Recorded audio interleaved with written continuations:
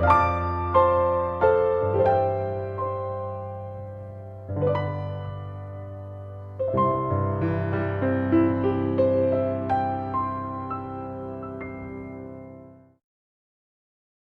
안녕하세요. 반갑습니다. 스님과 함께하는 수요일입니다. 우리 지금 일상교회라고 하는 책을 기본으로 하여서 말씀을 나누고 있습니다. 지난주에는 이질적인 세상 문화 속에서 어떻게 우리가 살아가야 하나, 공동체로 살아가야 한다, 선교적인 공동체로 살아가야 한다, 거룩함을 지키면서 동시에 비기독교인이 방문하거나 참여할 때도 배타적으로 느끼지 않고 존중과 사랑을 경험할 수 있는 그런 분위기의 공동체, 그런 일상의 공동체, 일상을 함께하는 그런 공동체를 이루어야 된다. 그런 말씀 드렸습니다.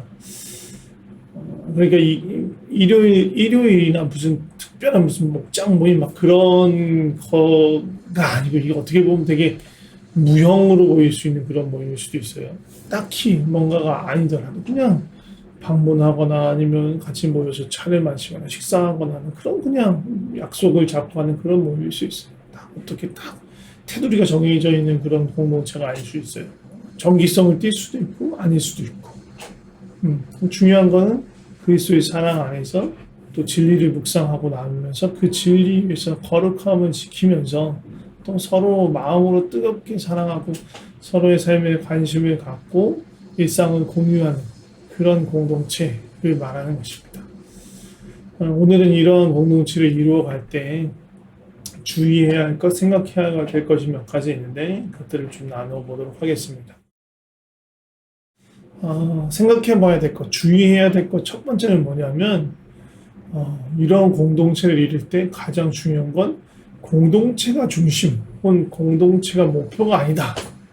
이거 약간 말이 뉘앙스가 애매할 수도 있는데, 그러니까 이 얘기는 뭐냐면, 좋은 공동체라는 건 어떤 그 공동체에 대한 어떤 그림, 이상적인 어떤 목표를 가지고 그걸 그리고 공동체 원이 뭔가를 해야 된다. 또 그 공동체가 하나님과 어떤 관계를 이루어야 된다. 또 공동체 원과 서로가 어떤 관계를 가져야 된다는 걸 너무 명확한 어떤 그림을 가지고 그런 공동체를 만들려고 해서는 안 된다는 이야기예요. 그러니까 이렇게 한다는 건 뭐냐면요, 어떤 틀을 정하고 그 틀에 자꾸만 사람들을, 공동체를, 심지어 하나님까지도 끼워 맞추려고 하는 거예요.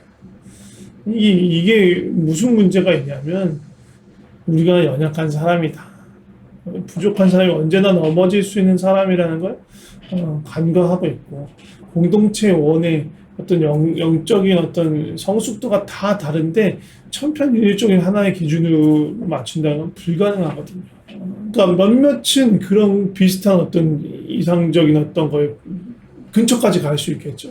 하지만 어떤 사람은 너무 멀리 떨어져 있을 수 있어요. 그렇다면 이제 이거를 막 억지로 끼워 맞춘다면 어떻게 보면 이건 또 다른 형태의 율법주의가 될 수 있는 거예요. 또 기준에 도달하지 못한 사람, 자기 자신을 바라보고 볼 때 막 어떻게 보면 이렇게 좀 부끄러워하는 그런 모습이 있을 수도 있고, 왜냐면 하나님께서 우리를 자유케 하시려고 했는데 자유케 아니라 스스로도 막 계속 정죄하고 자책하고 그렇게 되는 거예요. 거룩한 비심하고 좀 다른 형태로 그럴 수 있는 거예요. 또 어느 정도 기준에 비슷하게 도달한 사람은 누군가에서 그 기준을 가지고 판단할 수 있는 아주 위험한 상황, 환경을 제공하는 거죠. 마치 1세기의 어떤 바리새인처럼 될 수 있는 그런 경향성을 충분히 가지고 있는 것 같아요. 도네포 목사님이 이 신도의 공동생활이라고도 번역되어 있고 말씀 아래 더불어 사는 삶이라고도 번역된 책이 있는데, 이렇게 두껍지 않은 책이에요. 얇은 책인데 그 안에 이 공동체에 대해서 많이 설명해 주고 있어요. 근데 그 책에 보면 이런 말씀이 있습니다.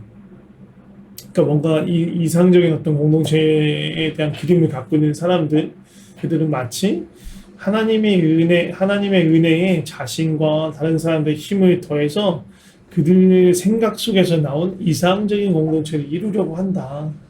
이러한 의욕을 앞세워서 교회 공동체에 들어와서는 자신이 정한 잣대와 원리를 잣대 삼아서 다른 형제와 자매들을 판단하고 심지어는 하나님마저도 판단하려고 한다.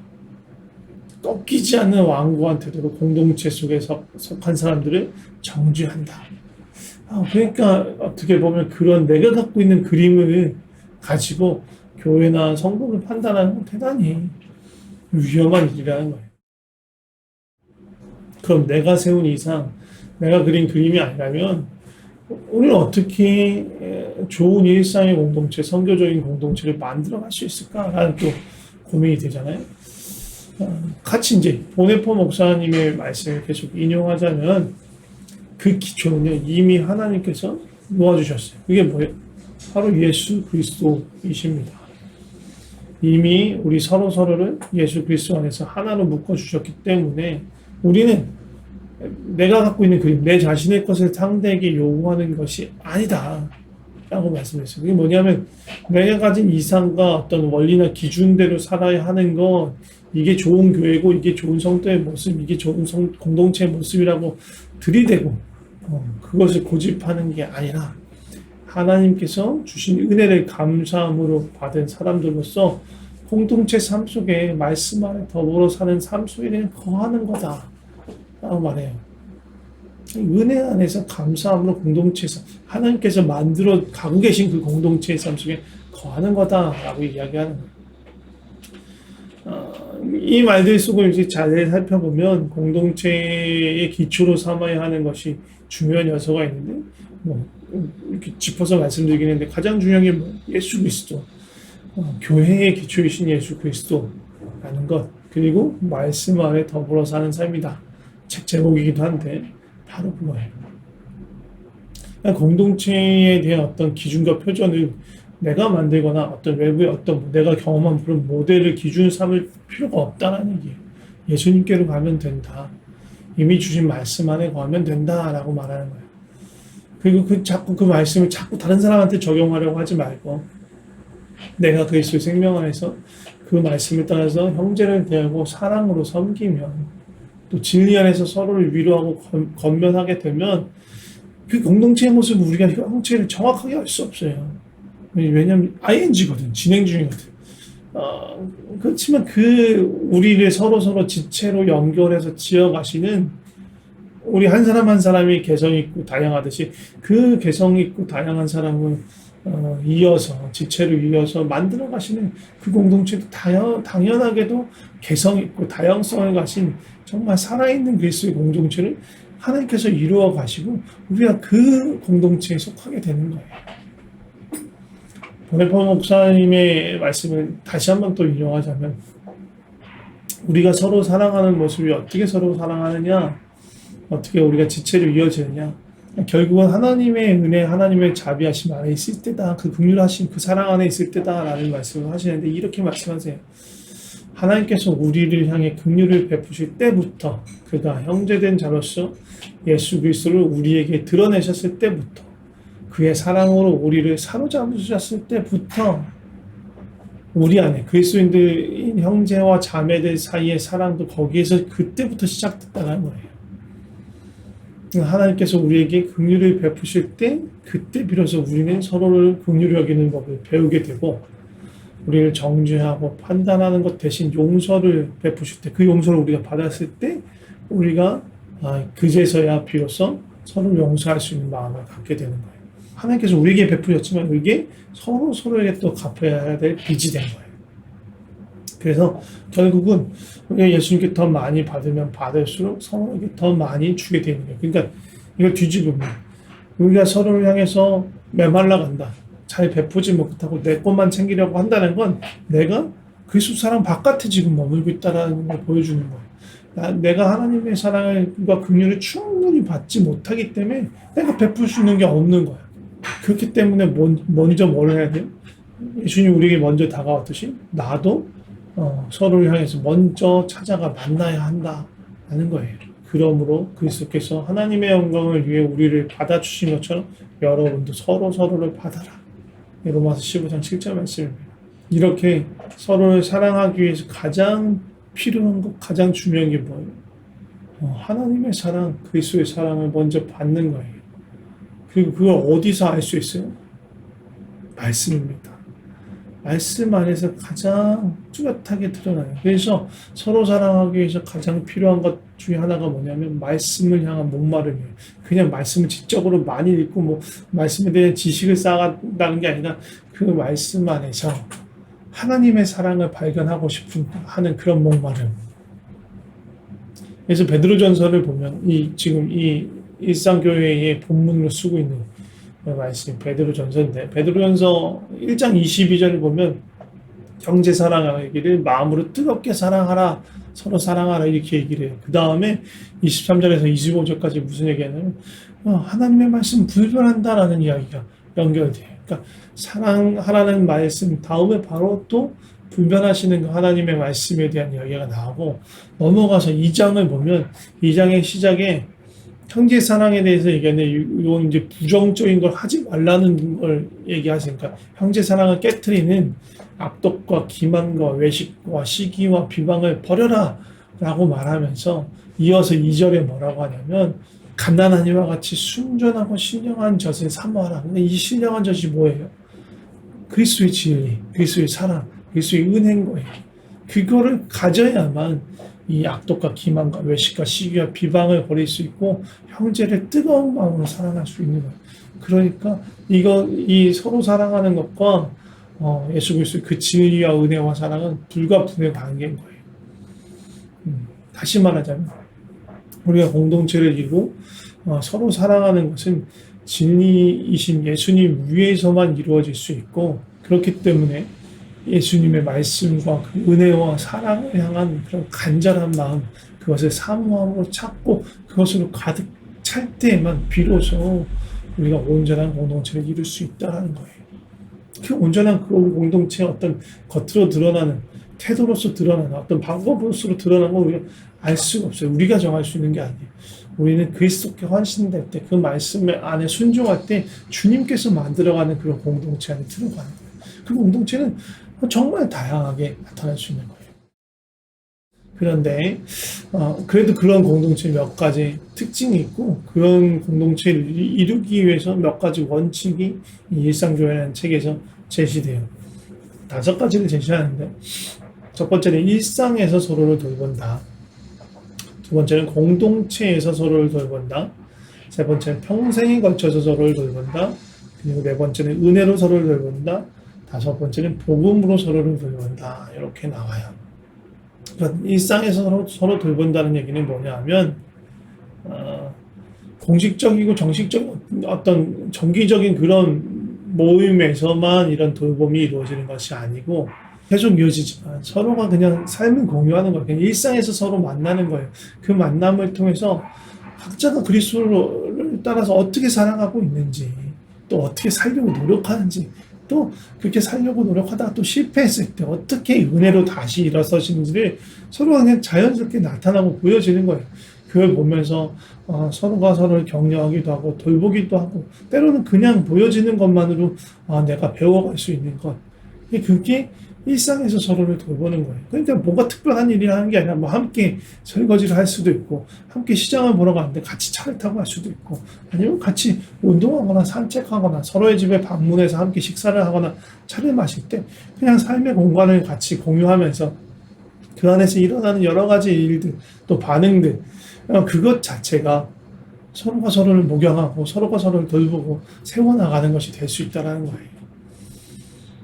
두 번째, 공동체에서 서로 돌본다 이 얘기는 뭐냐면 우리 만일에 평강교회를 보자면 목사나 목자, 부목자만이 뭔가 사람들을 돌보고 세워가야 하는 의무가 있는 게 아니고 우리가 서로에게 그런 책임이 있다. 우리 모두가 서로를 온전하게 하고 또 그리스도의 몸을 세워가기 위해서 서로를 돕고 돌보는 그런 의무를 갖는다. 아벨을 죽인 가인이 하나님께서 네 아우가 어디 있느냐 이렇게 물을 때 이렇게 가인은 그렇게 말하잖아요. 내가 아우를 지키는 자니까 내 형제를 지키는 자니까 라고 되묻는데 사실은 그 되묻는 건 난 아니다라고 말하지만 하나님께서는 맞다라는 거예요. 너는 형제를 돌보는 자야. 그렇게 부르심 받았어. 라는 게 하나님의 마음인 거예요. 우리 그런 마음을 가지고 있어요. 내가 내 형제를 지키고 돌보아야 하는구나. 그것을 우리가 알아야 합니다. 세 번째 뭐예요? 평생에 걸쳐서 돌본다라는 얘기예요. 사람이 변화와 성장이 한순간에 일어나는 아니죠.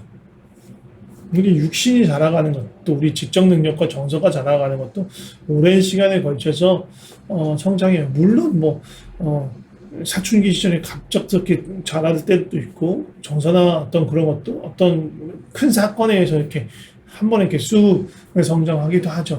근데 영적인 성장도 마찬가지예요. 일단 기본적으로는 롱텀에 걸쳐서 천천히 이루어져 가요. 그게 기본이에요. 물론 특별한 사건에 의해서 한순간 쑥 자랄 수도 있지만 기본적으로는 아주 천천히 오랜 시간에 걸쳐서 일어나는 거예요. 그래서 영적인 성장에 대해서 누군가를 섬기고 돌볼 때에도 이런 관점에서 이런 어떤 안목을 가지고 봐야 된다는 거예요. 이게 또 서로 평생에 걸쳐서 서로를 돌본다고 하니까 누군가 우리가 교회에서 만난 지체들을 향해서 우리가 평생은 이 관계를 유지하고 살아가야 된다, 그런 말 뜻이 아니고, 오히려 그것보다는 내 돌봄의 한계를 기억해야 된다는 그런 생각을 가져야 돼. 그러니까 내가 누군가를 섬기고 돌본다고 해서 그 사람이 막 급작스러운 어떤 변화가 일어날 것이다라는 그런 기대를 좀 낮춰놔야 된다. 그렇게 섣불리 생각하면 지치고 실망하기 쉽기 때문이에요. 고린도전서 3장 6절에서 7절 보면 바울이 이렇게 얘기합니다. 나는 심었고 아볼로는 물을 주었을 때 오직 하나님께서 자라게 하셨나이니 그런즉 심는 이나 물 주는 이는 아무것도 아니로 때 오직 자라게 하신 이는 하나님뿐이니라, 이렇게 말씀하세요. 이게 뭐예요? 자라게 하는 것, 누군가를 성장하게, 믿음이 자라게 하는 근본적인 분은 하나님이시다. 자라는 템포나 자라는 시기는 누가 관장해요? 하나님께서 관장하는 거예요. 그럼 우리는 그러니까 하나님께서 알아서 자라게 하니까 솟나요? 아니죠. 바울이 말한 것처럼, 아볼로나 바울이 했던 것처럼 심고 물을 주는 일을 해야 돼요. 그 우리가 돌보는 거예요. 사랑으로 섬기는 거예요. 그 일들을 우리가 충성되게 하는 거예요. 서로를 향해서 사랑하는 것을 정말 열심히 하는데 누군가의 성장이 더딜 수 있어요. 사랑하고 섬기지만 계속 달라달라만 하고 자기 중심적인 생각에서 벗어나지 않는 것 같을 수도 있어요. 그렇지만 그래도 계속 사랑하고 섬기는 거예요. 우리가 함께 하는 동안 변하지 않을 수 있어요. 잠깐 또 필리핀 살다가 또 돌아가시는 분들도 있고, 그러니까 우리가 얼마나 함께 있을 수 있을지 몰라요. 그러나 우리는 그 기간 서로를 향해서 심고 물을 주는 일을 하는 거예요.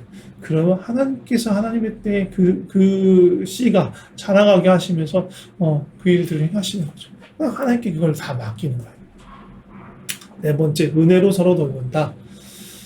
은혜로 돌본다는 말을 하기 앞서서 우리가 좀 생각해 봐야 되는 게 뭐냐면, 돌봄에 있어서 몇 가지 부분이 있다는 거예요. 서로를 돌봄에 있어서 첫 번째는 가르치거나 권면하는 거. 이건 뭐냐면 모르는 거, 어떤 신앙에 있어서 모르는 부분들을 가르치고 또 성장할 수 있도록 이런 걸 하면 좋겠다라고 권면하는 거죠.